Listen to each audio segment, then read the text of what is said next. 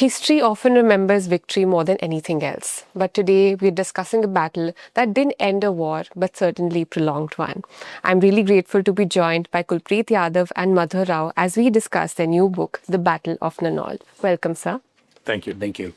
So, when we speak about the Battle of 1857 and all that happened, there are of course certain geographies and people that come straight to your mind. But when during your research process you placed Narnaul at the center and not at the margins, how did your perception of history change? And I would like both of you to kind of answer this for us. So, Madhu, would you like to start first? Yeah. So, when you think of 1857, you mostly think of everything which is east of Delhi, which is Agra, Lucknow, Bareilly, Meerut, Jhansi. and then Delhi and Jhansi, and then Delhi becoming the epicenter of it. Very less is covered on the west of Delhi. So, in west of Delhi, you had the Ambala mutiny. It predates even Meerut, but there is nothing written or available.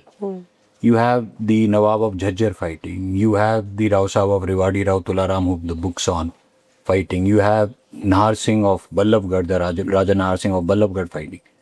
So it's an whole area which has just been, I cannot say it's ignored, but somehow very little has been written about it. And they were the guys who were backing Delhi up. They were the guys who even, after Delhi fell, they were still fighting. Right? So I think at least for this book and that area, that place was epicenter. Whereas most of these other kingdoms gave up, this guy was still fighting on. And that's why we feel he was quite the epicenter of the whole event. Yeah. So, we, both of us hail from the region around Rewadi. And that's the area where this fight had taken place. And since we have roots in the villages, so there's a lot of folk tales and folk songs and Haryanvi Ragnis and all that sung to celebrate the valor of Rao Tula Ram, how he stood against the Britishers, how he had this spirit of freedom, how he wanted to remove this whole, Britishers from India and wanted to see independence. So he's that kind of local icon. And even after losing, and for all these years, his name still is celebrated. And yet outside Ahirwal, the area of south of Haryana where we come from, his kingdom was called Ahirwal. Outside of that, no one really knows much about it. No one is to be blamed also for this because he lost the battle there after 6 years. He was abroad trying to, get alliances made to throw the Britishers out. So, and since the kingdom was lost, the family could not talk about his valor. This happened in 1857, 1947, that is 90 years later. So, entire history was lost. So, for me personally, the pain point was that this hero is celebrated in this region. But outside this region in India, there's no story. Can we really make this story? And that was a huge obstacle because actually there's nothing available. So until I met Madhur and he had also been researching and he had this burning desire of bringing the story out for the last 10 years he had been researching, and when we combined our resources together, but still we fell short. There was a point we gave up. We thought we cannot still do this book because there's not enough material still to fill a full book until we went to UK. And then we realized that, yes, Rao Tula Ram was considered as one of the greatest rebels of 1857 by the Britishers. And they were all the time discussing about him in the parliament there. There are secret reports on his movements, his sketch, information about his family. Everything is very well documented in the British archives, completely untouched by Indians. And that's where we got a gold mine, and that's why it became a 400-page book. I was just about to say, there is a lot of material in this covered, so it's lovely. So, you just spoke about the fact that Rao Tula Ram actually lost the Battle of Narnaul, and actually his story becomes more compelling after that. So, why did you feel the need, both of you, to actually follow his story beyond his loss? So what had happened, most guys who fought in 1857, most heroes who were present in 1857, their story either ended by death or ended by submitting or went into hiding. Everybody's stories, the end people know. Yeah. This is the only person in 1857 who takes a ship from Bombay. Now see, where he is in Haryana, he might have never seen the sea. He couldn't have gone through Peshawar up till Afghanistan or Persia because you have the whole of Punjab being guarded by the British. So he goes hiding down to Bombay, he takes a ship all the way to Persia. And he's going to get in touch with the Tsar of Russia. So the most interesting fact is, first, his story is fascinating post the battle because he's the only guy during the mutiny who's trying to reach out to a foreign Absolutely. the Tsar of Russia is being, this is where he's going to get in touch with. Second, the kind of tough time he has outside India, nobody in India knows. Yeah. He's interrogated, he's caught and interrogated in Persia. Now imagine foreign land, foreign powers, and you have no support, and you are being interrogated in Persia, and you still survive. And the letters that you're carrying, they have to be hidden, because if those letters are caught, you're already enemy of the state, you'll be hanged the next day. And he still manages reaching the consulate of Russia at Rust, and those letters are in Russia. I've gone and seen them. Wow. And it's interesting that, and the Russian government claims him to be their first ambassador who contacted them. Oh, wow. And this was told to us categorically by his great-great-grandson, wow. Rao Inderjeet Singh. Now, interestingly, we also tried to search who's been in touch from Russia before. It's always been the Russian government and the British government. And the Russian government asking for a Sanskrit scholar. So it's the governments interacting. Till now, we've not found a native Indian trying to reach out to Russia. So we've kind of gone through a lot of archives in Russia. So this we feel is the oldest Indian archive present in Russia, where an Indian native king has reached out to them. And it's fascinating, and his story nobody knows. Excellent, excellent. And I think just to carry on from this point, now the fact that he's gone out of his way to even contact foreign powers, indulge in diplomacy. Now, this is strategic thinking that is way beyond his time. So, how would you describe him as a leader? So, since he was a king, he ascended the throne when he was 14 because his father died young. And but before that, his father had sent him to a convent school in India to study.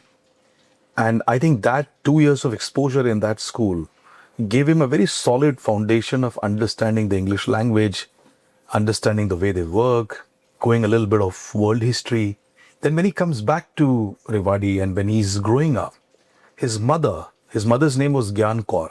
So she was someone who had a very big strategic vision, and she's going to play a very important role in raising him. She was a regent kind of a lady.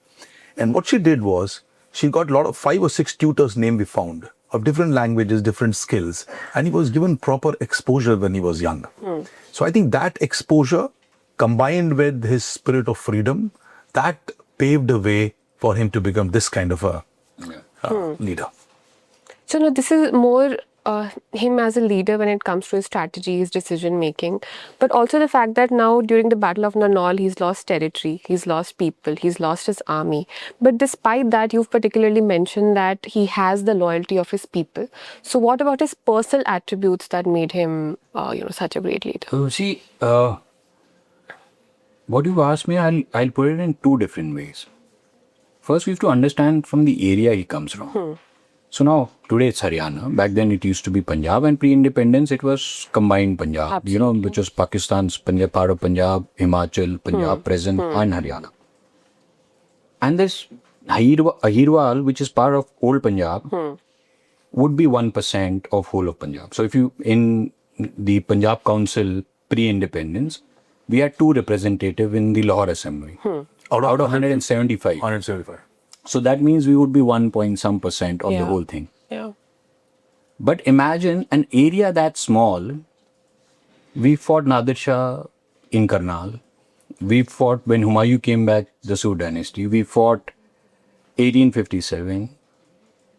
World War I, World War II, we fought Malaya, we fought Burma, we fought Significant contribution Yes, of people. yeah. Mesopotamia, we fought in Singapore. We have a Victoria Cross, 2 George Crosses, 10 military crosses in a small little area of 1%. And this is because hereditary, everybody thinks that that's one family that heads. That's one, we have one king. Everybody kind of understands that's one leadership. And people have grown up listening to valor. Post-independence, Battle of Badgaon, Battle of Rizangla, which Yes. Kulpreet Yadav has followed. Yes. Battle of Hajipir. Battle of Hajipir. Guys from that particular area have gone and showed what they are meant for. Nothing's really covered about them. But they internally will stand up and fight whenever chance comes to. If there is a problem, you will have guys from villages come out and they will fight. Yeah. Right? So first, he didn't have to really tell his people were with him. Yeah, well said. Second, his own leadership. Imagine he's lost everything. And he still has these 7-8 guys who are traveling with him who know he's lost everything. And he's gone all the way up to Afghanistan. In Afghanistan, he's sending people to Rewari. Now, their guys are hiding themselves all the way down from Peshawar, down to Lahore, into India, and into Rewari, going back again to meet him. And the guys are following up with him. So, there has to be a charisma that man has to have. We have read his interrogation paper. It's a 60-page document, which took us a really long time to find. That's my next question, actually. I would like you to elaborate on that as well. Okay, I'll elaborate. So what had happened was, there's a book called Abhir Kuldipeka, which is a family document, which has been hidden, kept in the family for over 130 years. It is penned for 40 years, and it finished in 1898. And the family kept it. It's written in Old Urdu.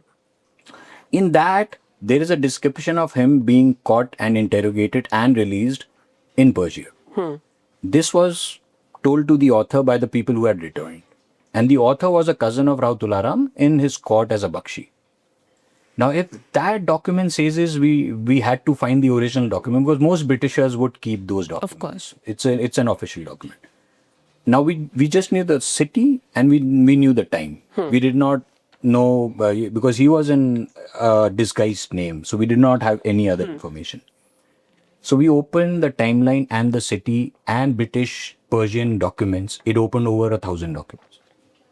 So we went through about 750 documents and we shortlisted 2.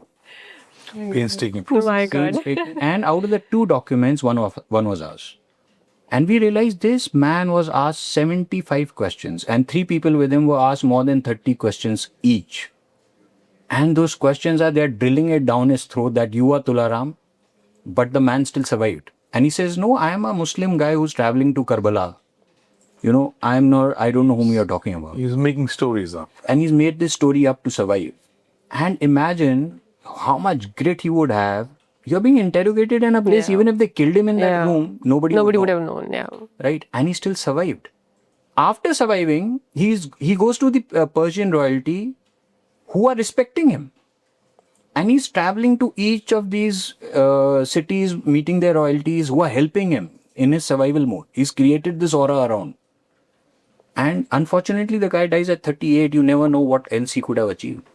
So I think so. He's probably left an impact every single place that he's gone to. Amazed for the fact that those documents exist and they're all old cursive written documents, but With pen.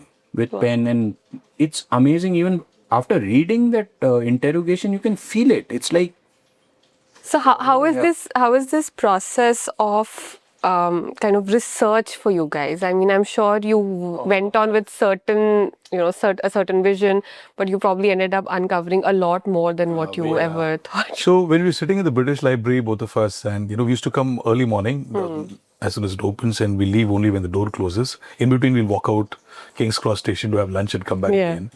And we used to have at least 2-3 eureka moments every day. And it was a big struggle for us not to shout. Because there are a lot of people and you maintain quiet. I love that, yeah. Library. And he's saying, take ye mil gaya. Bhaiya, dekho ye mil gaya. And I'm saying, boy God. So we were discovering all these parliament papers, the espionage reports, the German newspaper talking about him, the Italian newspaper talking about him. Every day was a discovery. So for us, it was a story becoming a story really in front of our own eyes. So I think it was one of the best times for us. We really enjoyed. And after that, I couldn't go to Moscow, but Madhur, as he's saying, went to Moscow. He also went to Ireland. He went to US to meet Colonel Gerard's great-great-granddaughter, an octogenarian. who's been kind enough to give all this information. She, in fact, made a video of 2 minutes and sent it to us, which we played during the book launch. So, And great experience. Dada just said, like, we found him going to a British boarding school. Now, he went to a British boarding school in 1834. So you didn't have the likes of Sanar and Mayo and Sherwood exist back then. Because Himachal only came into the British presence, only went into Himachal post the Sikh War. Now, back then, all these schools existed. The British schools only existed in the major cantonments where the British, because their kids needed to study. So he went to Meerut to study in the cantonment school. We found that document. The family did not know about it. The family did not know. The family knew that he knew Persian, he knew Urdu, he knew Hindi, he knew the local Hirvati language, but they did not know he knew English. Why we found it was because in the complaint that was filed against him by the in Persia when he was interrogated, that the person giving his complaint writes that he can read in English clearly. Oh.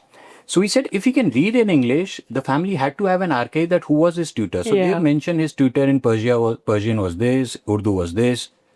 So he said, where did he learn English? And things like this we've kind of managed corroborating in our story. And that's when we found this document which says he went to this boarding school in Meerut to study. I think this is phenomenal. I think when you read a book, you don't realize the amount of research it's taken to even put and condense this into 400 pages. I think you've done a phenomenal job with that. There's another episode in the book involving Aulaad Ali, and the fact that kindness was actually met with betrayal. So if one of you can just elaborate on that episode, and how did you treat it in the book without making it sort of a moral lesson in the end? So, as we earlier said that, when he and his people with him, when they left Mumbai, that time called Bombay Port, so they went by a ship which used to be called that time Bagla, a mid-sized ship. He had a cabin to himself and his people were all there. And he realized that there is one particular person on the ship called Aulaad Ali, name he would realize later, who's extremely poor, Right. fakir kind, but he's traveling with his wife. So he took pity on this person's condition and he told his assistant that please give him one seir, khichdi, every day. So till the time we survived. Then he was very grateful. That guy came and said, thank you very much, you're very kind and all that. And Rao Tula Ram, out of his generosity, thought that he's just helping a poor person. But that person happened to be a British spy. And the moment they reached Bushehr port, the first thing that this guy did was to go and report to the port authorities about the existence of Tula Ram. He had found out everything meanwhile, talking to Tula Ram companions about who this person is. And he betrayed him in the first possible opportunity, because of which, but they realized it well in time and they had to leave on horseback and, suddenly from Bushehr to Shiraz, which took them 8 days to reach. And from Shiraz also the problems happened. Then they went to Isfahan. From Isfahan they went to Tehran. From Tehran they went to Rust, to Herat, to Kandahar, and finally to Kabul, where he died. So this travel of his, so he was trying to stay ahead of the British intelligence all the time. We are talking about 1857 to 1860 to 63. That's that period of time. So unless a person is extremely alert, intelligent, and he has informers and that kind of influence. A situation came once when the Britishers, when they started doubting him more heavily, they insisted to the Persian kings that please hand over this man to us. I think he's done something notorious in India and we want him. And the king of Persia refused.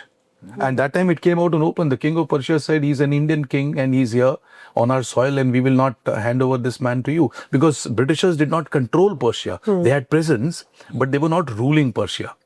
So the king refused to give and he was given Rahagiri, because of which he could travel to all these places. So after that his confidence and stature also grew. Absolutely. In fact, if you see the cover picture, he's walking through the Wakil Bazaar of Shiraz. The Wakil Bazaar existed like this and it continues to exist exactly like this today. So when he was called by the prince and the information was out, he was carrying his, the regal attire. So he took out the turban and he wore all that and he sat down on the horseback, which was brought by these people. And he and his people with the Qazi and Kotwal of Shiraz. On the left, you will see there's a Qazi and a Kotwa. Being escorted. Three of his guys on the right. So he's being escorted to the prince of Shiraz, and this has been a special commissioned work by a very nice artist, and it's come out so well.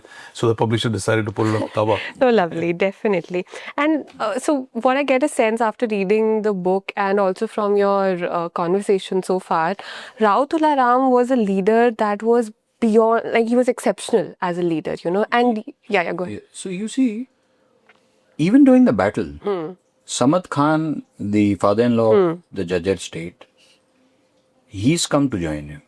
So, and then there is this British regiment which has revolted, and it's 100% Probia regiment which has revolted in Mount Abu, and they're going to Delhi. They're not coming to him, they're going to Delhi. But halfway through, they realize Delhi's fallen. Yeah. They also come and accept him As a leader. as a leader. And then there are other guys also. There's some Mewatis and other people also come and join him. But technically, he's the leader there. Yeah. Right? Even in battle, he's leading. Post the battle, he's still leading. He goes and meets Nana Sahib and Tatya Tope in Kalpi. The document clearly states that they came out to greet him. They gave him the best house present. They said, whatever you want, we'll do it. But then he understood this is a lost cause. We need to do something bigger. And that's when he plans this thing out. Now, the whole of Rajputana at that time, Jaipur, Jodhpur, Bikaner, other kingdoms, they're all pro the British. They're all fighting for the British. Now, all of them are fighting for the British, but they still secretly give him letters. So imagine the amount of convincing power he would have had. Those letters given to somebody who's enemy of state, if leaked out, it's not only him, even they would have trouble. He was absolutely fearless. I mean, the way he was fearless. If you look at it, he was a positive maverick. Like, you know, he is like a guy who was all over. And his story, nobody's known. And just imagine, had Russians come, had the Tsar of Russia not been assassinated after receiving these letters of support from 3 Rajputana kingdom and from his own kingdom, 4 kingdoms, who gave a written assurance that if Russians come along with Persians and Afghans, we are going to help you and we're going to throw the British out. Had that Tsar who was convinced about this argument not been assassinated and his son taken over, and had they really come here, maybe we would have had History would have been completely completely, yeah.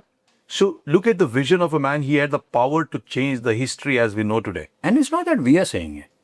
You know, imagine a guy like William Hudson, the guy who formed the Hudson's Horse. He writes in his letters home that after Delhi, after he's killed Bahadur Shah Zafar's kids, he writes a letter home that next we are going into Rewari, where this guy has accumulated 4,000 to 5,000 people and he's showing strength and we need to subside him. Otherwise, if we lose, he would be bigger than Patiala or Jind. And he's written it down in his letters. When he goes into Rewari, now Rao Tula Ram vacates the fort because he understands that if he's surrounded, not be able to. So he goes back to Narnaul to fight them.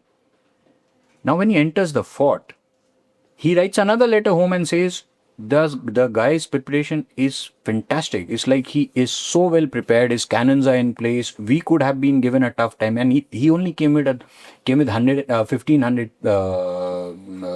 The strength of the army was only 1,500. That's when they realized, no, boss, we need to increase our numbers. And so they invite the Haryana Field Force, which is mostly of the Patiala and the guys from the Patiala, and the Pathans come in, the Patiala infantry comes in, and they all combine at a place called Kanod, which is today called Mahendragarh, and the strength then goes up to 3,500. That is when they decide to go face. More than double. More than double. Because they don't have the confidence of facing him with 1,500 men, so they swell in size and become 3,500. They're better weapons, they're better trained, they're more horses. And they're very confident by the time they go to Narnaul, Tula Ram is going to run away with his people. But he not run away. So he's there in a sarai in Narnaul, which is a town. And they reach at 10 o'clock in the morning. Outside the city, there's a small place called Nasibpur. That is where they are kind of resting and thinking about the strategy. From fort inside, he gives orders to his people who come out and attack them and capture 2 of their guns. And even the leader is astonished by the courage of this man.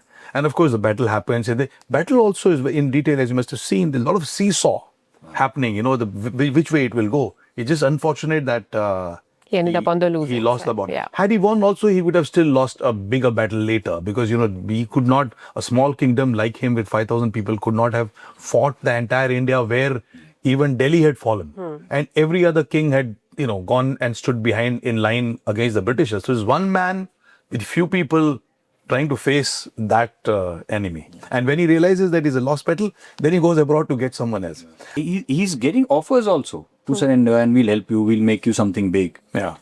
Major Eden, who is the political agent of Jaipur, comes with the Jaipur State Force and tells him that join us. We'll make you what you are. He refuses. Not that. So he's got both sides of the coin to decide on. Yeah. But he's there. He chooses freedom Yeah. over subjugation, simply put. Absolutely. So I think he's definitely a formidable leader, And what do you, so in that same context, Rao Tula Ram, despite being the great leader that he is, knowing these things that have happened to him, yet he stood tall in the face of the enemy, never gave up, went over and above to make sure that, he was still planning and plotting to get his land and his people safe.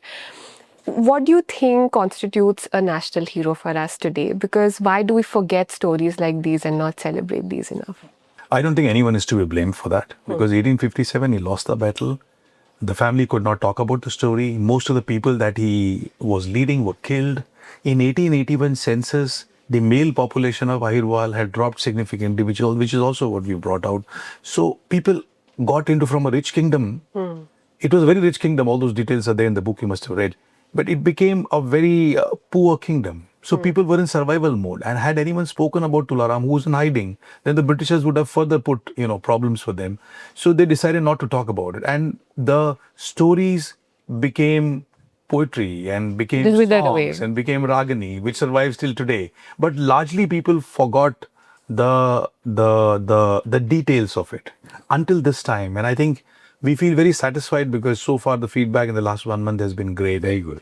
And a lot of people who know a little bit about the story, they've come back to us and they said that now this is an authoritative final document of a journey that started in 1857. I also want to talk, ask you this question in particular, because even with the Battle of Rizangla and Haji Pir, you brought about stories that otherwise are not well known. So as an author, what drives you? Is this what drives you with this, bringing out stories that people would otherwise have not heard? Absolutely. So one is, for all of us, identity is a very big thing. And I always felt that I come from an area which is known for valor, but only within the area. And people don't know about these stories. And why not present an honest overview of these stories through my books if I can, which is what I've done in these 3 books. But it is not, my books of untold stories not restricted just to my area. For example, Dial 100, when we did the last interview of the policemen that we are celebrating through that book, because the policemen are, not trained very well, the training facilities are not that great. They don't have, technology is always changing. But I wanted to celebrate the policemen who have solved those cases which were blind and which were almost perfect crimes. And those were also untold stories as well. So why not talk about stories of policemen from different parts of India who've done something good? Let them give them encouragement and let people also get confidence in them. And the prospective criminals should get scared that if you do a crime, then there are policemen who are smarter than you and will catch you. So I think to answer your question, wherever I feel that this is a powerful story for the national fabric, and I've been a soldier, so why not tell it? So that's been my motivation. That's lovely. And for you as an author for this book, how important was it to kind of write this book in a way that it continues to grip the reader and pace it out in that way, structure it that way? How difficult or easy was it? So honestly speaking, I think I'm more of a researcher to start with. And I got in touch with Dada. We are somehow related also. And I congratulated him for his, the Battle of Rizangla and stuff. And I said, Bhaiya, I have some research. You should write a book on Tula Ram. So we met up in Jaipur. We had a good evening. And his brother, Colonel Andy, was there. And it was very nice. A week later, he calls me back. He says, the research is very good. Obviously, we needed to do more. But he says, why do you want to be acknowledged in 2 lines? Let's co-author it because it's your work. Yeah. So I told him, I've never thought of that. My focus is mostly reading history and researching and stuff. So he said, no, it's something that you will enjoy. And honestly speaking, I really did. So I think it's a good start. Let's So we see can how things expect go. more books then. I hope so. To make my argument stronger, I said, look, you are a researcher, Yeah. dedicated researcher. I met you, and he runs a school in Kotputli, which he's owning, and you've gone to one of the best schools of India, and you've got so many books at home. So this is a step that you need to take. And now, as he's saying, it's been a great experience. Wonderful, wonderful. And what has been then the most rewarding part for you as a debut author? First, my first podcast. Like I'm sitting on my first English podcast. No, you want to You was in any. My first book launch was amazing. It's everybody who's come up to me is like, it's different. It's a different world. I'm doing decently well in my business. Whatever ventures I run. But now, I'll give you a very nice example. I was in Switzerland last week, and the people I work with, I was sitting, so I went and gifted them the book. My meeting was on the American tariffs that have come, so how will it impact my business? The people I was talking to, they gave me 1 hour for the meeting. My meeting ended in 15 minutes. For the next 1.5 hours, we discussed the book. Wow, wow. And what I went to expect, I came back getting more than that. Love. It's because of that. I think that's a testament to That's how how good it the should book be. Yeah, is it's and fantastic. what wonderful. that's how I'm so glad to hear that. And my final question to both of you is when we read this book, you have readers from all age groups. There are youngsters who read your books. There are elderly people who read this book. What is the one takeaway, whether it's from Rao Tula Ram as a leader that you can take away or from the book in general? What is that one thing you hope readers would take away? Never give up. Yeah. Believe in the spirit of freedom. And do something for your people and stand for your identity. Huge. Wonderful. That's I think that's the perfect note to end this on. And I personally also feel, although I've just had a time to just scan through this book right now, but what it holds and what we have discussed so far seems so interesting. And I hope this book goes places and people read it. And especially, the fact that this is not a part of our textbooks, where just like I opened with the fact that when we think about 1857, even my perception is so, I would say, conventional in that way. There are only certain names that come to your mind, that strike your mind. This does not. But with the kind of pictures, the kind of research that you've done, I think it's a phenomenal job. So congratulations on this. And thank you so much for speaking to us today. Thank you very much. Thank you. Thank you. Thank you.